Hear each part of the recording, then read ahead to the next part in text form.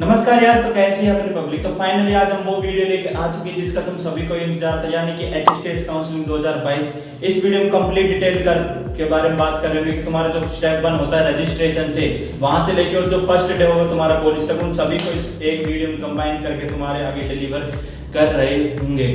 तो video start करने से पहले यार मैं तुम्हें अपना एक छोटा सा इंट्रो दे देना चाहता हूँ कि मेरा नाम राघव है, मैं बीटेक इंजीनियरिंग थर्ड ईयर का स्टूडेंट हूँ YMCA में, और तुम्हें सिर्फ मेरी वीडियो भी देखनी चाहिए एचएसटीएस काउंसलिंग में। तो इसके दो रीजन भी मैं अभी दे देता हूँ। फर्स्ट कि मेरे को यार एचएसटीएस काउंसलिंग के लास्ट 3 ईयर का एक्सपीरियंस है। मैं तकरीबन 2 लाख बच्चों को गाइड कर चुका हूँ अपनी वीडियो से, और हजारों बच्चों से पर्सनली बात कर चुका हूँ अलग अलग प्लेटफॉर्म पे। तो एक अच्छा खासा रीजन हो जाता है तुम्हें। और सेकंड जो रीजन है कि यार मैं एक वीडियो में सब कुछ कवर कर दूंगा। तुम्हारा जो स्टेप 1 रजिस्ट्रेशन होता है और जहां फर्स्ट डे कॉलेज होगा वो सब इसी वीडियो में आ जाएगा। तो तुम्हें किसी और वीडियो देखने की जरूरत नहीं पड़ रही होगी, तुम्हें 5-6 वीडियो देखने की जरूरत नहीं है, इसी वीडियो में सब कुछ खत्म कर देंगे। ज्यादा टाइम वेस्ट ना करते यार, हमेशा ही बढ़ते अपने मेन वीडियो की तरफ। तो नीचे तुम्हें पीडीएफ का डिस्क्रिप्शन में पीडीएफ का लिंक मिल रहा होगा। जैसे तुम उसको ओपन करोगे तो ऊपर लिख रखा है एचएसटीएस काउंसलिंग 2022 सेशन। अब सबसे पहले जो इंपॉर्टेंट चीज आती है यार, ये बहुत इंपॉर्टेंट चीज है कि एचएसटीएस के हेल्पलाइन नंबर क्या है। तो मान लो तुम्हें कोई क्वेश्चन है जो तुम मेरे से नहीं पूछ पा रहे, या फिर मैं तुम्हारी रिप्लाई नहीं कर पा रहा, या फिर तुम्हें कोई क्वेश्चन है जो तुम्हें नहीं पता चल रहा, तो तुम जो एचएसटीएस की ऑफलाइन ऑफिशियल कॉन्टैक्ट नंबर है उन पे फोन करके पूछ सकते हो। हेल्पलाइन नंबर है और ईमेल एड्रेस भी मैंने दे दिया, वहां पे जाके तुम ईमेल कर सकते हो। तो मैंने एचएसटीएस काउंसलिंग को पूरे 7 स्टेप में डिवाइड कर दिया है। सभी के बारे में धीरे धीरे करके बात करेंगे। फर्स्ट स्टेप जो आपका आता है रजिस्ट्रेशन आता है, सेकंड आपका कंप्लीट रजिस्ट्रेशन आता है, थर्ड स्टेप आता है आपका चॉइस फिलिंग। चॉइस फिलिंग के बारे में भी अच्छी खासी मैंने पूरी लिस्ट बना रखी है कि कौन सी चॉइस फिलिंग बेस्ट होती है, चॉइस फिलिंग होती क्या है, कैसी चॉइस फिलिंग करेगी तो जो तुम्हारा एडमिशन के चांसेस हैं वो इंक्रीज हो जाए। उसके बाद जो यार काउंसलिंग रिजल्ट है उसके बारे में बात करेंगे कि तुम्हें काउंसलिंग कैसे करनी है, रिपोर्टिंग कैसे करनी है। सेकंड काउंसलिंग के बारे में बात करेंगे, कंडीशन क्या होती है सेकंड काउंसलिंग की जिसकी वजह से बच्चों के एडमिशन कैंसिल होती है। ये पार्ट सबसे इंपॉर्टेंट है इस वीडियो का। टाइम लैप्स लगा दूंगा तो वहां पे तुम जाकर देख लेना। फीस राउंड के बारे में बात करेंगे, सेकंड राउंड की जो फीस राउंड होती है उसके बारे में बात करेंगे, और एंड जो आपकी फिजिकल काउंसलिंग होती है उसके बाद जो आपकी एचएसटीएस काउंसलिंग खत्म हो जाती है उसके बारे में बात कर रहे होंगे। तो सबसे पहले आपका आता है रजिस्ट्रेशन स्टेप। रजिस्ट्रेशन पे बढ़ने से पहले कुछ इंपॉर्टेंट फैक्टर्स के बारे में बात कर लेते हैं, जो इंपॉर्टेंट कुछ लिंक्स है। सबसे पहला आता है यार कि एचएसटीएस काउंसलिंग में कौन कौन से इंस्टीट्यूट पार्टिसिपेट कर रहे हैं। तो तुम जैसे पीडीएफ को थोड़े स्क्रॉल करोगे वहां पे तुम्हें लिख रखा है टोटल इंस्टीट्यूट पार्टिसिपेशन इन 2022।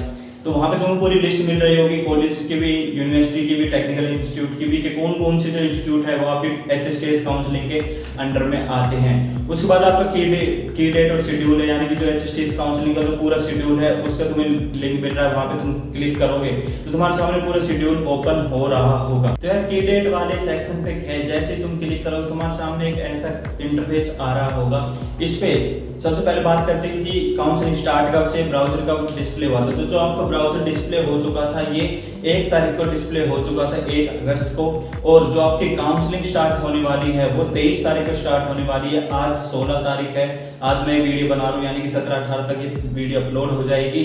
तो तुम्हें फिर भी 1 हफ्ते बाद तुम्हारे जो काउंसलिंग हो रही होगी उसका रजिस्ट्रेशन स्टार्ट हो रहा होगा। रजिस्ट्रेशन करने के बाद तुम्हारी चॉइस फिलिंग की डेट आएगी। वो डेट क्या है कि तुम्हें 7 सितंबर से लेके 12 सितंबर तक तुम्हें 3-4 दिन का टाइम मिलता है। उसके बीच में तुम्हें चॉइस फिलिंग करनी है। अपनी चॉइस फिलिंग कैसे करनी है उसके बारे में हम आगे बात करेंगे, और तुम्हें 13 तारीख को पता चल जाएगा कि तुम्हारे किसी कॉलेज में एडमिशन हुआ है नहीं हुआ। वो पता कहाँ पे चलेगा तुम्हें, जो तुम्हारा जो लॉगिन सेक्शन है वहां पे जैसे ही लॉगिन करोगे तो तुम्हें एक सीट एनरोलमेंट का एक ऑप्शन मिल रहा होगा। जैसे इस पे क्लिक करोगे तुम्हारे सामने पता चल जाएगा तुम्हें कि तुम्हें किसी कॉलेज में कोई सीट अलॉट भी हुई है या नहीं हुई। और जिन भी बच्चों को सीट अलॉट हुई होगी फर्स्ट काउंसलिंग में उनका 14 तारीख से लेकर 19 तारीख तक रिपोर्टिंग हो रही होगी। रिपोर्टिंग कैसे होगी उसके बारे में भी आगे बात करेंगे। और फिर तुम्हारे जो 20 तारीख को तुम्हें अपनी वैकेंट सीट पता चल जाएगी, यानी कि जिन बच्चों को फर्स्ट काउंसलिंग में एडमिशन हो चुका है उसके अलावा कितनी सीट बच गई है उसके बारे में तुम्हें पता चल रहा होगा। सेम ऐसा ही शेड्यूल तुम्हारे सेकंड काउंसलिंग का है, जो मैंने बताया है उसके सामने तुम्हारे सेकंड काउंसलिंग का शेड्यूल है, वहां से तुम जाके देख लेना। सेकंड काउंसलिंग का भी सेम प्रोसीजर होने के बाद तुम्हारी फिजिकल काउंसलिंग स्टार्ट हो जाती है। फिजिकल काउंसलिंग क्या है उसके बारे में कंप्लीट बताऊंगा, अभी थोड़ा सा वेट करो। अब वापस आते हैं अपने रजिस्ट्रेशन वाले स्टेप पे। उसके बाद ओपनिंग एंड क्लोजिंग रैंक, ये आती है सबसे ज्यादा इंपॉर्टेंट, क्योंकि बच्चों को नहीं पता होता कि यार जो मेरी रैंक है क्या मैं उस कॉलेज में किसी पर्टिकुलर ब्रांच के लिए उस रैंक पे एडमिशन मेरे को मिलेगा भी नहीं मिलेगा, तो तुम यहाँ पे जाके अपनी रैंक मैच कर सकते हो। मान लो अगर तुम्हें YMCA में CS चाहिए और तुम्हारी रैंक है 40,000 और तुम्हें नहीं पता कि यार जो मेरा एडमिशन होगा वो होगा या नहीं होगा, तो तुम इस लिंक पे क्लिक करना, वहाँ पे तुम्हें दिख जाएगा कि जो YMCA की ओपनिंग एंड क्लोजिंग रैंक है CS ब्रांच की, फर्स्ट काउंसलिंग की, सेकंड काउंसलिंग की, उस सभी की डिटेल तुम्हें मिल जाएगी। उसके बाद आपका आता है प्रोस्पेक्टस का लिंक। वो क्या है कि जो HSTS काउंसलिंग होती है यार, वो अपना एक पूरा प्रोस्पेक्टस निकालती है, जिसमें तुम्हारे जो डॉक्यूमेंट्स का जो फॉर्मेट होता है वो होता है, तुम्हारे रूल्स रेगुलेशन होते हैं, स्टेप होते हैं, यानी कि कंप्लीट डिटेल होती है उसमें। तो तुम उसको जाके डाउनलोड कर लेना, उसको पढ़ना एक बार टाइम निकाल के, तो वो भी तुम्हारे लिए बहुत हेल्पफुल होगा। थोड़ा सा PDF में और आगे बढ़ोगे तो वहाँ पे आता है कैटेगरी का सेक्शन कि तुम HSTS काउंसलिंग में किस कैटेगरी से अप्लाई कर सकते हो। तो जो यार जो आपकी जनरल जो कैटेगरी होती है, यानी कि general category, OBC category, SC category और ST कैटेगरी, इन सब का तो तुम सबको पता ही है। कुछ और कैटेगरी भी होती है, जैसे कि आपका कश्मीरी माइग्रेंट कैटेगरी। इसका नाम से तुम्हें समझ में आ रहा है कि जो बच्चे कश्मीर से बिलोंग करते हैं, जिनके पास नागरिकता है कश्मीर की, वो इस कैटेगरी के लिए अप्लाई कर सकते हैं। दूसरा आता है आपका EWS कैटेगरी, यानी कि इकोनॉमिक वीकर सेक्शन। इसमें जो आपके जनरल कैंडिडेट होते हैं वो इस कैटेगरी को कुछ बिलोंग कर रहे होते हैं। TFW की बात करें तो ट्यूशन फी वेयर, इसमें क्या होता है कि जैसे आपकी 8 लाख से इनकम कम है तो जो आपकी ट्यूशन फीस होती है वो नहीं लग रही होती है, यानी कि अगर आपकी जो सेमेस्टर फीस है वो 40,000 रुपए है, तो उसमें जो ट्यूशन फीस का जो सेक्शन होता है वो तकरीबन 30,000 रुपए का होता है, यानी जो तुम्हारी सेमेस्टर फीस लग रही होगी वो मात्र 10,000 रुपए लग रही होगी। तो तुम देख सकते हो यार फीस में कितना ज़्यादा डिफरेंस आ गया। तुम्हें स्कॉलरशिप के अप्लाई करने के लिए जरूरत ही नहीं है, क्योंकि स्कॉलरशिप में भी ट्यूशन फीस ही रिफंड होती है और वो ट्यूशन फीस तुम्हारी ऑलरेडी कट होके ही तुम्हारी फीस लगेगी। तो ये जो कैटेगरी है ये मेरे हिसाब से बेस्ट कैटेगरी है, पर जो इसकी कट ऑफ जाती है वो हाई जाती है। क्यों जाती है? क्योंकि सिंपल सी बात है यार, पैसे कम देने पड़ेंगे तो कट ऑफ तो हाई जाएगी। उसके बाद एक लास्ट जो कैटेगरी आती है आपकी आती है SGST कैटेगरी। इसमें क्या आता है? Haryana government school topper. नाम से तुम्हें समझ में आ रहा है कि जिन बच्चों ने गवर्नमेंट स्कूल से 12th पास करी है और वो टॉपर्स हैं, वो इस कैटेगरी के लिए अप्लाई कर सकते हैं। प्राइवेट स्कूल वाले इस कैटेगरी के लिए अप्लाई नहीं कर सकते। अगर तुमने 12th गवर्नमेंट स्कूल से पास आउट करी है तो तुम इस कैटेगरी के लिए अप्लाई कर सकते हो। यहाँ तक हम कैटेगरी का सेक्शन पूरा खत्म कर चुके हैं। थोड़ा सा और आगे बढ़ते हैं तो वहाँ पे आता है अपना फर्स्ट स्टेप, वो आता है आपका रजिस्ट्रेशन। अब रजिस्ट्रेशन में सबसे पहले कंडीशन आती है एलिजिबिलिटी क्राइटेरिया। कि एलिजिबिलिटी क्राइटेरिया क्या है? तो देखो तुम्हारी 12th में तुम्हारी 40% तो होनी ही होनी चाहिए, प्लस तुमने JEE मेंस दे रखा होना चाहिए। अगर तुम SGST कैटेगरी से अप्लाई नहीं कर रहे हो, यानी कि हरियाणा गवर्नमेंट स्कूल टॉपर से अप्लाई नहीं कर रहे हो, तो तुम्हें JEE मेंस देना जरूरी है। उसके बाद जो जनरल कैटेगरी है उनके 45% होने चाहिए। उसके नीचे मैंने रजिस्ट्रेशन लिंक लगा रखा है। जैसे तुम उस पर क्लिक करोगे तुम्हारे सामने ऐसा इंटरफेस आ रहा होगा। तुम्हें जो राइट कॉर्नर में सबसे ऊपर जो ऑप्शन मिल रहा है साइन अप का, उस पर जैसे क्लिक करोगे तो तुम्हारे सामने एक और विंडो ओपन होगी। वहां पे तुम जाके साइन अप कर सकते हो। तुम्हें वहां पे सिंपल अपनी कुछ 4-5 बेसिक डिटेल डालनी है और तुम्हारा जो अकाउंट है वो क्रिएट हो जाएगा HSTS की वेबसाइट पे। रजिस्ट्रेशन फीस की बात कर लेते हैं यार, ये नॉन रिफंडेबल होती है। रजिस्ट्रेशन फीस आपकी रिफंड नहीं होती। सेमेस्टर फीस आपकी रिफंड होती है। वो कैसे रिफंड होती है उसके बारे में आगे बात करेंगे, पर ये फीस रिफंड नहीं होती है। इस फीस की बात कर ले तो जनरल कैटेगरी के जो बच्चे हैं उनको यार 1000 रुपए फीस पे करनी पड़ रही होगी, और जो और कैटेगरी बच गई जितनी भी SC ST OBC HGST के उनको 700 रुपए काउंसलिंग फीस पे करनी पड़ रही होगी। तो अब जब तुमने साइन अप कर लिया है, अकाउंट बना लिया है HSTS की वेबसाइट पे, तो यहाँ पे तुम्हारा काम खत्म नहीं हो जाता। ये सिर्फ तुमने एक अकाउंट बनाया, उस अकाउंट में डिटेल्स फिल करनी पड़ रही होगी। तो उसी के नीचे जो तुम्हें एक ऑप्शन मिल रहा है लॉगिन का, उस पे जैसे ही लॉगिन करोगे, अब लॉगिन का सबसे बड़ा क्वेश्चन बच्चों का ये आता है कि भैया लॉगिन करने के लिए जो हमने रोल नंबर डालना है वो 12th का रोल नंबर डालना है या JEE का रोल नंबर डालना है। तो देखो यार बीटेक में तुम्हारे 12th के रोल नंबर का कोई मतलब नहीं होता। JEE का रोल नंबर तुम्हें डालना है, तो JEE का रोल नंबर डालोगे तुम्हारा लॉगिन हो जाएगा। उसके बाद तुमसे डिटेल मांगी जा रही होगी, तुम्हारी कंप्लीट डिटेल। कुछ चीजें उसमें ऑलरेडी फिल्ड होगी, कुछ तुमसे भरवाई जाएगी, वो सभी डिटेल तुम्हें फिल करनी है। और उसके बाद तुम्हें काउंसलिंग फीस भी पे कर देनी है। अगर तुम काउंसलिंग फीस पे नहीं करोगे तो जो तुम्हारा एडमिशन है वो कैंसिल हो जाएगा, चाहे फिर तुम सेमेस्टर फीस ही क्यों ना पे कर दो। पर अगर तुमने काउंसलिंग फीस ही पे नहीं कर रखी तो तुम्हारा एडमिशन कैंसिल होना पक्की बात है।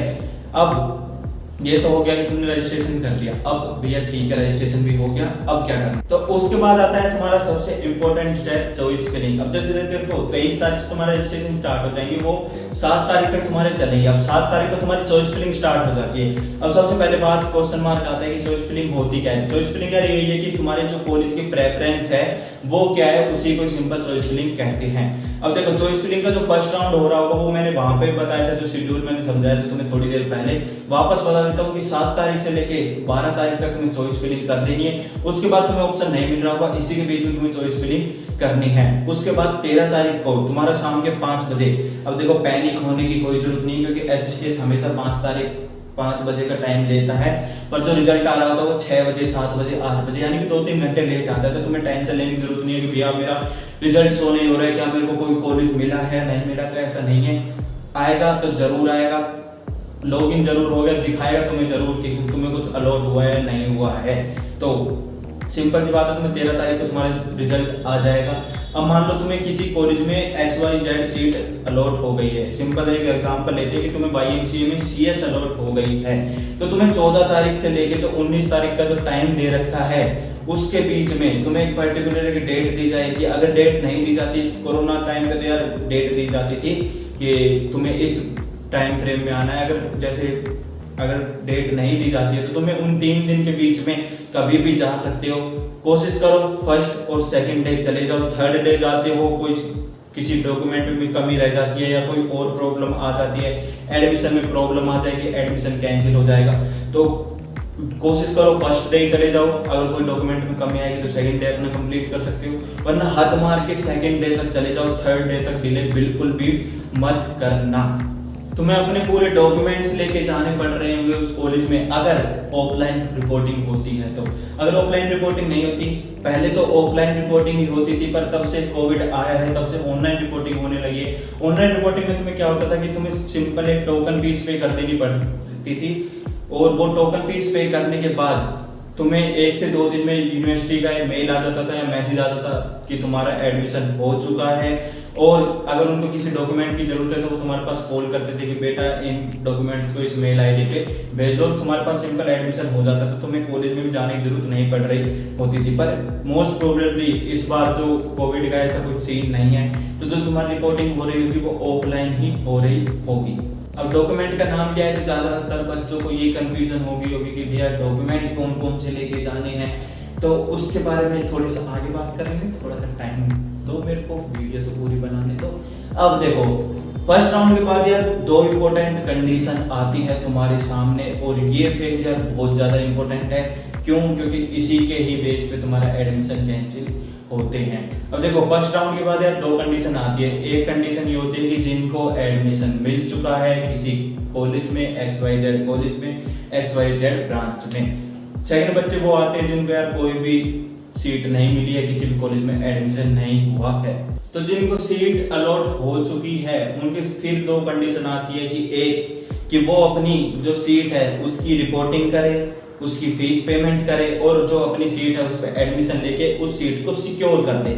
सेकंड कंडीशन आती है कि यार तुम्हें वो सीट से तुम सेटिस्फाई नहीं हो, तुम्हें लग रहा था कि यार मेरे को YMCA में CS मिलनी चाहिए थी और मेरे को मिली है मैकेनिकल, सिविल या फिर एनवायरमेंटल साइंस, कुछ भी हो सकता है, वो मैं एक एग्जाम्पल ले रहा हूँ। तो तुम्हें लगता है कि नहीं यार मेरे को इस सीट पे एडमिशन ही नहीं लेना, तो तुम्हें क्या करना है, और जिनको एडमिशन लेना है उनको क्या करना है। तो देखो जिनको एडमिशन लेना है, जिनको कोई सीट मिल चुकी है और उन्हें एडमिशन लेना है, तो तुम्हें सिंपल रिपोर्टिंग करनी है, काउंसलिंग फीस पे करनी है, और अपनी सेमेस्टर फीस भी पे करनी है। और सेमेस्टर फीस तुम्हारी रिफंडेबल हो जाती है, वो कैसे होगी उसके बारे में आगे बात करूंगा मैं।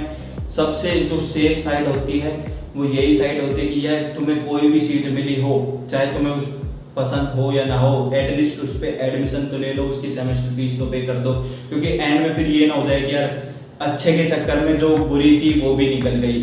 अब देखो कोई ब्रांच ऐसी अच्छी या बुरी नहीं होती, पर मैं ये कहना चाहता हूँ कि तुम्हें जो ब्रांच चाहिए थी वो तो मिली नहीं, पर जो मिल रही थी वो भी नहीं मिली, तो तुम्हें फीस पे कर देंगे। अगर तुम फीस पे नहीं करते हो, तुम्हें ये लग रहा है कि नहीं यार मेरे को इस सीट पे एडमिशन नहीं लेना है, मेरा कहीं और अच्छा हो जाएगा या फिर मैं किसी और प्राइवेट कॉलेज में एडमिशन ले लूँगा, तो तुम्हें कुछ नहीं करना है, तुम्हें अपनी कुछ रिपोर्टिंग नहीं करनी है, कोई सेमेस्टर फीस पे नहीं करनी है, तुम्हारी सीट ऑटोमेटिकली कैंसिल हो जाएगी। तो ये तो हो गई जिन बच्चों की बात जिन्होंने काउंसलिंग फीस ही पे नहीं करी, जिन्होंने रिपोर्टिंग ही नहीं करी।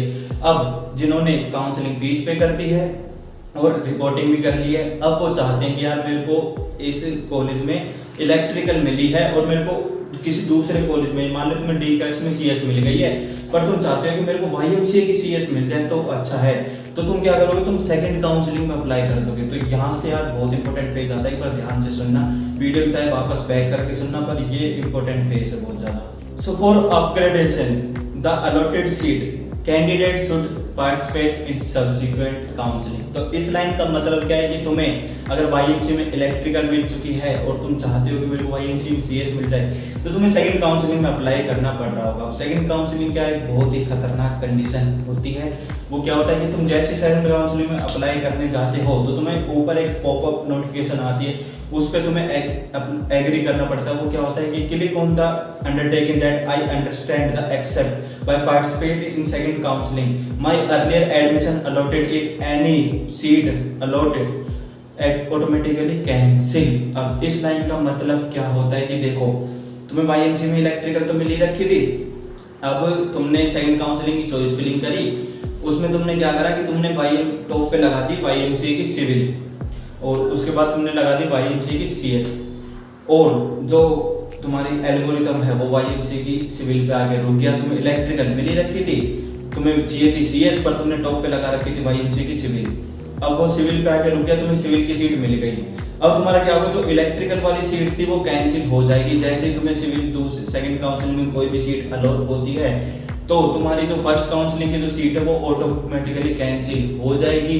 फिर तुम उस पर क्लेम नहीं कर सकते कि सर सॉरी मेरे से गलती हो गई, मेरे को सीएस चाहिए थी पर मैंने टॉप पे सिविल लगा दी, तो अब मेरे को कम से कम इलेक्ट्रिकल तो दे दो, मेरे को सिविल में एडमिशन नहीं लेना है। तो ऐसा कुछ नहीं होगा, तुम्हें जो सीट अलॉट हो गई है सेकंड काउंसलिंग में उसी पे ही एडमिशन लेना पड़ेगा। फर्स्ट काउंसलिंग वाली सीट पे तुम वापस क्लेम नहीं कर सकते।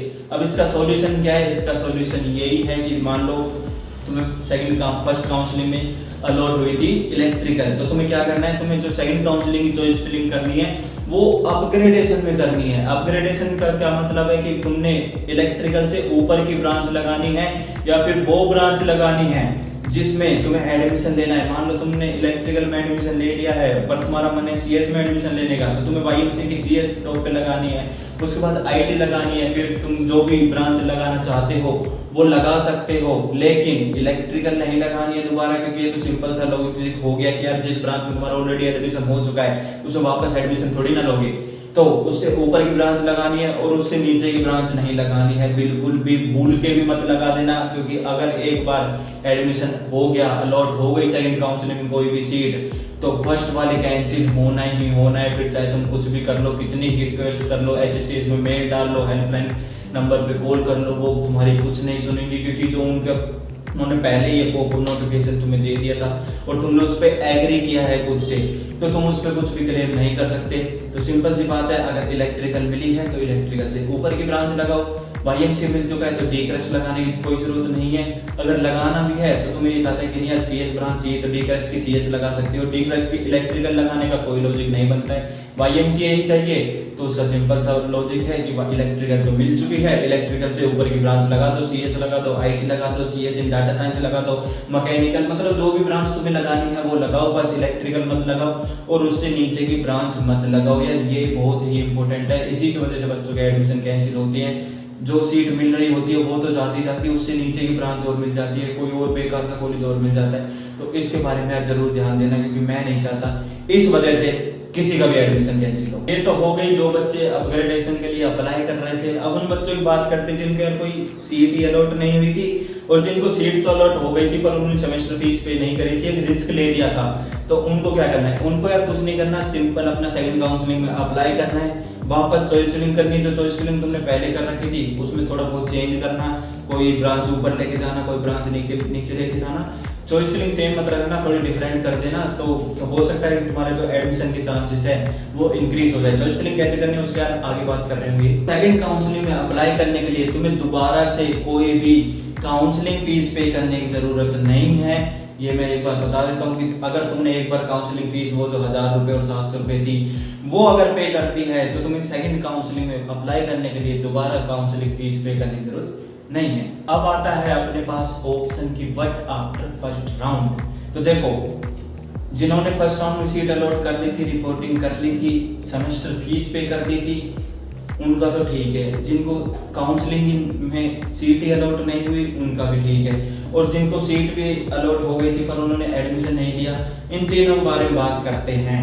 तो देखो, सबसे पहले जिन्होंने सेमेस्टर फीस भी पे कर दी थी, रिपोर्टिंग भी कर ली थी, अपना एडमिशन ले लिया था, सेकंड काउंसलिंग में अप्लाई करा था अपग्रेडेशन के लिए, और अपग्रेडेशन उनकी हो भी गई। मान लो तुम्हें वाईएमसी में इलेक्ट्रिकल मिली हुई थी और तुम्हें वाईएमसीए में ही सीएस मिल गई, या तुम्हें डी क्रश में इलेक्ट्रिकल मिली हुई थी, तुम्हें वाईएमसीए में इलेक्ट्रिकल मिल गई, तो उनको क्या करना है? तो तुम्हें देखो वापस से रिपोर्टिंग करनी है। अगर तुमने डी क्रश में ऑलरेडी रिपोर्टिंग कर चुकी थी तो तुम्हें वाईएमसी में रिपोर्टिंग करने जाना है इस बार। अगर तुम वाईएमसी में भी ऑलरेडी रिपोर्टिंग कर चुके थे तो तुम्हें फिर से वाईएमसी में रिपोर्टिंग करने जाना है। सेमेस्टर फीस भी तुम्हारी दोबारा पे होगी। जो फर्स्ट राउंड की जो सेमेस्टर फीस थी वो तुम्हारी रिफंड हो जाएगी, उसके टेंशन लेने की जरूरत नहीं है। तुम्हें एडमिशन कैंसिल का एक फॉर्म भरना है, वहीं पे कॉलेज में मिल जाएगा तुम्हें, उसमें तुम्हें अप्लाई कर देना है और तुम्हारा वो फर्स्ट राउंड वाला फर्स्ट राउंड वाली सीट कैंसिल हो जाएगी, तुम्हारी सेमेस्टर फीस रिफंड हो जाएगी और तुम्हारा अपग्रेडेशन हो जाएगा।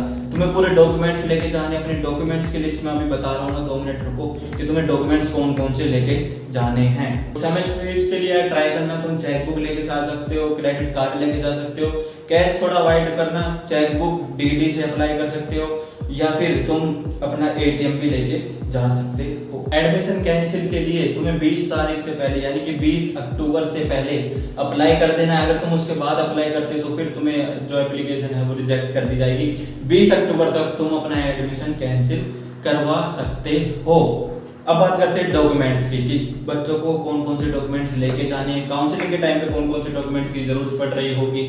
तो देखो, मैंने डॉक्यूमेंट्स को भी 2 सेक्शन में बांटा है, एक जो सबको ही चाहिए और दूसरे जो किसी पर्टिकुलर कैटेगरी को चाहिए होते हैं। तो जो सबको चाहिए वो है आपका 10th 12th की मार्कशीट, आधार कार्ड, जे मेंस का आपका rank card, admit card, registration का जो आपका वो होता है, जो आपने रजिस्ट्रेशन का फॉर्म था वो, उसका प्रिंट आउट, अलॉटमेंट लेटर कि तुम किसी XYZ कॉलेज में कोई सीट अलॉट हुई है तो उसका allotment letter, family ID, character certificate जो तुम्हें स्कूल से मिलता है, माइग्रेशन सर्टिफिकेट, कैटेगरी सर्टिफिकेट, तो अगर तुम किसी कैटेगरी से बिलोंग करते हो, SC OBC, general, SC EWS TFW, तो उसका certificate, medical certificate, anti ragging certificate तुम्हारा तहसील से बन जाएगा। मेडिकल सर्टिफिकेट गवर्नमेंट हॉस्पिटल से बनवाएं, जो तुम्हारे घर के आसपास कोई भी गवर्नमेंट हॉस्पिटल है वहां से बनवा लेना, प्राइवेट से नहीं चलेगा। उसका फॉर्मेट तुम्हें प्रोस्पेक्टस मिल जाएगा, वहां से तुम जाके डाउनलोड कर लेना। हरियाणा रेजिडेंस तुम्हें चाहिए होगा। तो ये तो वो डॉक्यूमेंट्स है जो सबको ही चाहिए। अब बात करते हैं उन डॉक्यूमेंट्स की जो किसी स्पेशल कैटेगरी को बिलोंग करते हैं, उनको कौन कौन से डॉक्यूमेंट चाहिए। तो अगर यार तुम हैंडीकैप कैटेगरी से बिलोंग करते हो और उसके बेनिफिट्स लेने जाते हो तो तुम्हें उसका सर्टिफिकेट चाहिए होगा, और अगर तुम फ्रीडम फाइटर्स चिल्ड्रन में बिलोंग करते हो तो उसका सर्टिफिकेट चाहिए होगा। डिफेंस का सर्टिफिकेट, अगर तुम डिफेंस के लिए अप्लाई कर रहे हो तो उसका सर्टिफिकेट चाहिए होगा। हरियर certificate, income certificate for TFW category, HGST का सर्टिफिकेट अगर तुम HGST कैटेगरी में अप्लाई कर रहे हो। तो ये लिस्ट में लगा रखी है, ये स्पेशल उन बच्चों के लिए जो उस कैटेगरी का बेनिफिट लेना चाहते हैं, तो वो तुम यहाँ से लिस्ट देख लेना। सेकंड काउंसलिंग के बारे में बात करते हैं। तो देखो, सेकंड काउंसलिंग का मैं ऑलरेडी तुम्हें बता चुका हूँ। अभी एक मैंने टेबल बना रखी है, एक सेक्शन है तुम्हारा दोस्त को already admitted in any institute, और सेकंड आता है आपका नोट गेट एडमिशन गेट। तो देखो, तुम्हें अगेन चॉइस फिलिंग करनी है, वो मैं बता ही चुका हूँ कि तुम्हें तो सेकंड काउंसलिंग में तुम अप्लाई करोगे तो तुम्हें अगेन चॉइस फिलिंग करनी है अपग्रेडेशन फॉर्म में। और उसके बाद अगर तुम्हें कोई सीट मिल जाती है तो तुम्हारी प्रीवियस सीट कैंसिल हो जाती है। सिंपल भाषा में लिख रखा है, तुम्हें अगेन से रिपोर्टिंग कर रही होगी इंस्टीट्यूट में, तुम्हें सेमेस्टर फीस भी दोबारा पे करनी पड़ रही होगी, और जो तुम्हारी जो प्रीवियस जो सेमेस्टर फीस थी वो तुम्हारी रिफंड हो जाएगी। तुम्हें बस जाके अप्लाई कर देना है अपना सेमेस्टर फीस रिफंड के लिए। अब जिनको एडमिशन नहीं मिला है चॉइस फिलिंग, तो उन्हें भी करनी है, कुछ चेंजेस कर देना अपनी चॉइस फिलिंग में। अगर तुम्हें सीट मिल जाती है तो तुम्हें रिपोर्टिंग करनी है, सेमेस्टर फीस पे करनी है उस इंस्टीट्यूट में जाके। वो तुम्हें पता चल जाएगा कि ऑफलाइन रिपोर्टिंग होगी या ऑनलाइन रिपोर्टिंग होगी। वो कैसे पता चलेगा? मान लो अगर तुम्हें किसी कॉलेज में कोई सीट अलॉट हो गई है तो तुम्हें उस कॉलेज के हेल्पलाइन नंबर पर फोन करना है, उनसे पूछना है कि सर अभी तक तो कोविड की वजह से ऑनलाइन रिपोर्टिंग हो रही थी, क्या इस बार जो रिपोर्टिंग होगी वो भी ऑनलाइन ही होगी या ऑफलाइन होगी। अगर वो कहते हैं कि नहीं बेटा ऑफलाइन होगी तो तुम्हें उस कॉलेज में जाना पड़ेगा, जो 2 से 3 दिन का टाइम होता है उसके बीच में ही जाना पड़ेगा और अपना एडमिशन लेना पड़ेगा। अगर नहीं जाते हो तो एडमिशन कैंसिल हो जाएगा। HSTS की सेकंड काउंसलिंग के बाद HSTS की काउंसलिंग खत्म हो जाती है, उसके बाद आती है आपकी फिजिकल काउंसलिंग। अब फिजिकल काउंसलिंग क्या है? तो देखो फिजिकल काउंसलिंग क्या होता है कि एचएसटेस जितनी भी सीट पे अपनी काउंसलिंग करवाना चाहता है वो करवा लेता है। उसके बाद फिजिकल काउंसलिंग होती है पर्टिकुलर इंस्टीट्यूट की, वाईएमसी की अलग होगी, डीक्रेस्ट की अलग होगी, जीजी की अलग होगी, एमडी की, यानी कि जितने भी इंस्टीट्यूट अप्लाई कर रहे हैं, इन्वॉल्व हैं एचएसटेस काउंसलिंग में, उन सभी की अलग से फिजिकल काउंसलिंग होती है। तो फिजिकल काउंसलिंग क्या होता है कि सबसे पहले तो तुम्हें यूनिवर्सिटी वेबसाइट पे एक नोटिस आ जाएगा कि फिजिकल काउंसलिंग के फॉर्म कब से निकल रहे हैं, तो तुम्हें रोज रेगुलर उस वेबसाइट पे जाके चेक करना पड़ेगा। इसके अलावा कोई भी ऑप्शन नहीं है। रोज उस वेबसाइट पे जाओ, रोज चेक करो, तो तुम्हें किसी ना किसी दिन एक नोटिस आएगा। ज़्यादा दिन का टाइम नहीं लगता, हफ्ते 10 दिन के अंदर ही नोटिस आ जाता है। तो उस नोटिस पीरियड के बीच में तुम्हें उस यूनिवर्सिटी वेबसाइट पे अप्लाई करना पड़ रहा होगा फिजिकल काउंसलिंग के लिए। फिजिकल काउंसलिंग की जो फीस होती है वो अलग से देनी पड़ रही होती है। जो तुम्हारी रजिस्ट्रेशन फीस होती है कुछ 1500 रुपये, वो तुम्हें अलग से पे करनी पड़ रही होती है। उसके बाद तब रजिस्ट्रेशन खत्म हो जाती है, फिर वैकेंट सीट का एक पूरा लिस्ट आती है कि यूनिवर्सिटी में कितनी सीट वैकेंट है। अब उसके बाद क्या होता है कि यूनिक रैंक आती है। मान लो कि 1000 बच्चों ने अप्लाई किया है वाईएमसी में फिजिकल काउंसलिंग के लिए, तो उन 1000 बच्चों को उनकी सीआर रैंक के अकॉर्डिंग, ये भी एक बहुत बड़ा क्वेश्चन है कि भैया जो एडमिशन होता है वो सीआर रैंक पे होता है या फिर कैटेगरी रैंक पे होता है। तो देखो सीआर रैंक होता है आपका जो all India category, all India जो रैंक होती है उस पर आपका एडमिशन होता है। तो उस ऑल इंडिया रैंक के अकॉर्डिंग तुम्हें एक यूनिक नंबर मिल रहा होगा, यानी कि एक सीरियल नंबर मिल रहा होगा। उस सीरियल नंबर के अकॉर्डिंग ही तुम्हारी सीट होगी। मान लो किसी बच्चे ने अप्लाई किया है, उसकी 30,000 रैंक है और उससे ऊपर किसी की भी रैंक नहीं है, यानी किसी की 29,000 रैंक नहीं है, तो उसका जो सीरियल नंबर होगा वो 1 सीरियल नंबर होगा और उसके बाद सभी बच्चों का नाम स्टार्ट हो जाएगा। तो उसके बाद क्या आता है, पूरा आपका शेड्यूल आता है कि तुम्हें कौन से दिन कॉलेज में आना है। एक दिन बुलाते हैं या अलग अलग दिन बुलाते हैं। तो और सीरियल नंबर के हिसाब से शेड्यूल आता है कि फर्स्ट 50 बच्चों को इस दिन आना है, सेकंड 50 बच्चों को इस दिन आना है। तो तुम्हें उस दिन उस कॉलेज में जाना पड़ेगा। या मान लो तुम्हें वाईएमसी फिजिकल रिपोर्टिंग चाहिए, तो तुम्हें वाईएमसी में जाना पड़ेगा अपने सभी डॉक्यूमेंट्स लेके, फीस लेके। और वहाँ पे क्या होता है कि तुम्हें एक बड़े से हॉल में बैठा दिया जाता है। वहाँ पे सामने एक प्रोजेक्टर लग रखा होता है, उस पर पर्टिकुलर सीट वैकेंट भी दिखाते हैं कि कितनी सीट वैकेंट है। सीरियल नंबर सभी बच्चों को बुलाया जाता है, उनसे पूछा जाता है कि तुम्हें ये ब्रांच चाहिए या नहीं चाहिए। अगर वो उन्हें वो ब्रांच चाहिए तो वहीं पे एट अ टाइम एडमिशन हो जाता है। अगर उन्हें वो ब्रांच नहीं चाहिए तो फिर उस बच्चे को स्किप कर दिया जाता है, उससे सेकंड वाले बच्चों को नंबर आ जाता है। और टाइम से जाना, अगर ये नहीं है कि अगर तुम्हारा फर्स्ट रोल नंबर है, यानी कि तुम्हारा फर्स्ट नंबर है और तुम टाइम से नहीं जाते, तो यूनिवर्सिटी तुम्हारे वेट में नहीं बैठेगी कि यार अभी तक फर्स्ट बच्चा नहीं आया है, उसका वेट कर लेते हैं, क्या पता आ जाए थोड़ी देर में। तो ऐसा कुछ नहीं होने वाला है। अगर टाइम पे जाओगे तो ही मिलेगा, अगर नहीं मिलेगा तो सेकंड वाले को, थर्ड वाले को, जो भी उस टाइम पे आ रखा होगा उसको मिल जाएगा। और अगर उसके बाद भी कोई सीट बच जाती है इंस्टीट्यूट में, तो वापस यही सेम प्रोसीजर फॉलो होता है फिजिकल काउंसलिंग का। पर तुम्हें वापस फिजिकल काउंसलिंग की फीस पे करनी नहीं पड़ रही होती, बस सिंपल तुम्हें अपने वापस तुम्हारा यूनिक नंबर आ रहा होगा। तो ये प्रोसीजर चलता रहता है तब तक सारी सीट फिल नहीं हो जाती। तो ये था यार पूरी काउंसलिंग का प्रोसीजर। अब बात करते हैं चॉइस फिलिंग के बारे में कि तुम्हें चॉइस फिलिंग कैसे करनी है। तो फर्स्ट उन बच्चों के बारे में बात करते हैं जिन्हें मेरे वाला कॉलेज चाहिए, यानी कि वाईएमसीए। तो वाईएमसीए में अगर तुम्हें एडमिशन लेना है तो तुम्हारा एम है कि यार बस वाईएमसीए ही चाहिए, तो वाईएमसीए में एडमिशन लेने का जो बेस्ट चॉइस फिलिंग है वो ये है कि वाईएमसीए की सारी ब्रांच लगा दो चॉइस फिलिंग में। टॉप पे लगा दो सीएस, उसके बाद आईटी, फिर इलेक्ट्रॉनिक्स एंड कंप्यूटर, फिर रोबोटिक्स, फिर electronics and communication, electronics, mechanical, electrical, civil और एनवायरमेंटल। अगर तुम्हारा किसी ब्रांच में ज़्यादा इंटरेस्ट है तो तुम इस ब्रांच को टॉप पे भी कर सकते हो। ये मैंने एक डिक्रीजिंग ऑर्डर में लगा दिया है। और तुम्हें नहीं कि मेरा तो मैकेनिकल में इंटरेस्ट है तो तुम मैकेनिकल और टॉप पे लगा सकते हो, वो तुम्हारे ऊपर डिपेंड है। मैं ये नहीं कह रहा कि इसको बिल्कुल ही ऐसे सेम कॉपी कर दो। तुम्हें जिस ब्रांच में ज़्यादा इंटरेस्ट है उसको टॉप पे कर दो, जिसमें ज़्यादा इंटरेस्ट नहीं है उसको डाउन कर दो। बात करते हैं उन बच्चों के बारे में जिन्हें सॉफ्टवेयर डेवलपर बनना है हमारी तरह, यानी कि सीएस वालों के बारे में कि सीएस ब्रांच में कैसे अप्लाई कर सकते हो। तो सीएस ब्रांच के लिए तुम्हें वाईएमसीए की सीएस टॉप पे लगाने देनी है, फिर डाटा साइंस, फिर आईटी, फिर अगर तुम चाहो तो इलेक्ट्रॉनिक्स एंड कंप्यूटर्स भी लगा सकते हो, फिर डीक्रेस्ट की सीएस, फिर जीजीयू की, फिर कुरुक्षेत्र की, फिर एमडीयू की, ऐसे करके सीएस लगा सकते हो। और ये मैंने जो ऑर्डर लगा रखा है ना, वाईएमसीए, फिर डीक्रेस्ट, फिर जीजीयू, ये कुरुक्षेत्र, एमडीयू, ये मैंने डिसेंडिंग ऑर्डर में लगा रखा है कि मतलब वाईएमसीए टॉप पे, फिर उसके बाद डीक्रेस्ट टॉप पे आता है, सेकंड नंबर पे आता है, फिर जीजीयू टॉप पे आता है, फिर कुरुक्षेत्र आता है, फिर आपका एमडीयू आता है। अब उन बच्चों के बारे में बात करते हैं कि जिन्हें एक ठीक ठाक सा कॉलेज भी चाहिए और एक ठीक ठाक सी ब्रांच भी चाहिए। तो उनके लिए यार मैंने चॉइस फिलिंग बना रखी है कि वाईएमसी की इलेक्ट्रॉनिक्स एंड कम्युनिकेशन तक लगा सकते हो, फिर डी ग्रेड्स की सीएस और कम्युनिकेशन तक लगा सकते हो, फिर वापस वाईएमसी की इलेक्ट्रॉनिक्स मैकेनिकल इलेक्ट्रिकल सिविल लगा सकते हो, फिर जीजी पे आ सकते हो, फिर कुरुक्षेत्र पे आ सकते हो, फिर एमडी पे आ सकते हो। तो तुम्हारे ऊपर डिपेंड करता है कि तुम्हें कौन सी ब्रांच ऊपर टॉप पे लगानी है, तुम्हारा किस में ज़्यादा इंटरेस्ट है, तुम्हें किस में एडमिशन लेना है, वो टोटली तुम पे डिपेंड करता है। मैं ये नहीं कह रहा हूँ कि इस चॉइस फिलिंग को एज इट इज कॉपी करते हो, बस मैं तुम्हें एक आइडिया दे रहा हूँ कि तुम इस तरीके से अपनी चॉइस फिलिंग कर सकते हो।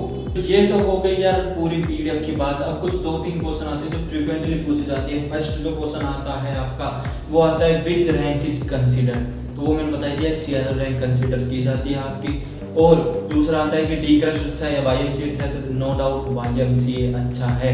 और लेट के एग्जाम कब से स्टार्ट होंगे, तो उसके अभी तक कोई इन्फॉर्मेशन नहीं आई है कि लेट का एग्जाम होगा या फिर आपका मेरिट बेस पे एडमिशन होगा। तो वो प्रोस्पेक्टस आएगा तभी पता चलेगा कि लेट का एग्जाम होगा या फिर मेरिट बेस पे ही होगा, क्योंकि कोरोना से पहले तो लेट का एग्जाम होता था, पर कोरोना के बाद मेरिट बेस पे एडमिशन होने लग गया था। और यार प्लीज़ कोई भी मेरे इंस्टाग्राम पे आके या फिर कमेंट सेक्शन में ये क्वेश्चन मत पूछना कि भैया मेरी इतनी सीआरएल रैंक है तो मेरे को इस कॉलेज में ये ब्रांच मिलेगी या नहीं मिलेगी। देखो यार इस क्वेश्चन का पहली बात तो कोई आंसर ही नहीं होता, क्योंकि आपका एडमिशन डिपेंड करता है नंबर ऑफ रजिस्ट्रेशन पे। अगर नंबर ऑफ रजिस्ट्रेशन हाई हो जाते हैं तो कट ऑफ भी हाई हो जाती है। अगर मान लो 1000 बच्चों ने वाईएमसी की सीएस टॉप पे लगा रखी है, तो तुम सोच सकते हो कि वाईएमसी की सीएस का जो कट ऑफ जा रही होगी वो कितनी जा रही होगी। तो इस क्वेश्चन का कोई भी आंसर नहीं है। हाँ, मैंने तुम्हें आइडिया लेने के लिए जो मैंने ऊपर टॉप पे लिंक लगा रखा है फर्स्ट कि तुम्हारी ओपनिंग रैंक कौन सी थी, क्लोजिंग रैंक कौन सी थी, वहां से तुम एक आइडिया ले सकते हो, वरना इस क्वेश्चन का कोई ठीक सा आंसर नहीं है, नहीं है, नहीं है। और यार उसके साथ ही मैं एक कमेंट सेक्शन में गूगल फॉर्म का लिंक डाल दूंगा, तुम उस गूगल फॉर्म को अप्लाई करना, उसमें तुम अपना क्वेश्चन पूछ सकते हो। कोई भी 1-2 क्वेश्चन को तुम्हें पूछना है। इस वीडियो के बाद में तुम्हें कुछ समझ में नहीं आए तो तुम उसमें क्वेश्चन पूछ सकते हो। किसी दिन लाइव आके उन सारे क्वेश्चन के रिप्लाई दे दिए जाएंगे। तो बस यार आज की वीडियो में इतना ही था। होप तुम्हें ये वीडियो अच्छी लगी होगी। मैंने कोई भी टाइम वेस्ट नहीं किया तुम्हारा स्टार्टिंग में कि वीडियो लाइक कर दो, चैनल को सब्सक्राइब कर दो, अपने फ्रेंड्स के साथ शेयर कर दो। पर अब कह रहा हूँ कि अगर वीडियो अच्छी लगी हो, इन्फॉर्मेटिव लगी हो, कोई हेल्प हुई हो तुम्हारी, तो वीडियो को लाइक कर सकते हो, चैनल को सब्सक्राइब कर सकते हो, अपने फ्रेंड्स के साथ शेयर कर सकते हो। टेलीग्राम पे तुम्हें इस पीडीएफ का लिंक मिल जाएगा, वहाँ से तुम डाउनलोड कर सकते हो। तो टेलीग्राम चैनल ज्वाइन करना पड़ेगा और टेलीग्राम का लिंक तुम्हें डिस्क्रिप्शन मिल जाएगा। डिस्क्रिप्शन में मेरे इंस्टा हैंडल का भी लिंक है, सभी सोशल मीडिया का लिंक है, वहाँ पे तुम मेरे को फॉलो कर सकते हो। और प्लीज़ यार वापस कह रहा हूँ कि ये क्वेश्चन मत पूछना कि भैया इतनी रैंक है, इतनी इस कॉलेज में एडमिशन चाहिए, मिलेगा या नहीं मिलेगा। तो इस क्वेश्चन का कोई भी आंसर नहीं है। नंबर ऑफ रजिस्ट्रेशन बढ़ गए, कट ऑफ हाई हो जाएगी, नंबर ऑफ रजिस्ट्रेशन कम हो गए, कट ऑफ डाउन हो जाएगी। अगर मैंने बता दिया कि हाँ यार तुम्हें 30,000 रुपये वाईएमसी सीट मिल जाएगी और नंबर ऑफ रजिस्ट्रेशन आ गए 2000, वाईएमसी की ओपनिंग हुई 20,000 रुपये और क्लोज हो गई 25,000 रुपये, तो तुम मेरे से कहोगे भैया आपने तो कहा था वाईएमसी की 30,000 रुपये एडमिशन मिल जाएगा, ये तो क्लोजिंग 25 को हो गई। तो देखो सिंपल सी बात है कि अगर रजिस्ट्रेशन हाई होंगे तो आपकी चॉइस फिलिंग जिन्होंने टॉप पे वाईएमसी की सीएस लगा रखी है, तो वाईएमसी की जो सीएस की जो कट ऑफ है वो ऑटोमेटिकली हाई जाने वाली है। तो बस यही है कि तुम्हें अगर एक आइडिया चाहिए तो ऊपर जो लिंक लगा रखा है मैंने ओपनिंग क्लोजिंग रैंक का, वहाँ से तुम्हें आइडिया आ जाएगा कि क्या मेरी इतनी रैंक भी है कि मेरे को इसमें एडमिशन मिलेगा या नहीं मिलेगा। और उस रैंक पे मान लो तुम्हें 30,000 रैंक शो कर रखी है, तो तुम एक सेफ जोन मानना कि मेरा 40 से 45 या 50 तक भी वाईएमसी की सीएस में एडमिशन हो जाएगा। बस इतना ही कहना चाहूँगा। वीडियो अच्छी लगी तो लाइक कर सकते हो, सब्सक्राइब कर सकते हो। आज के लिए इतना ही, धन्यवाद।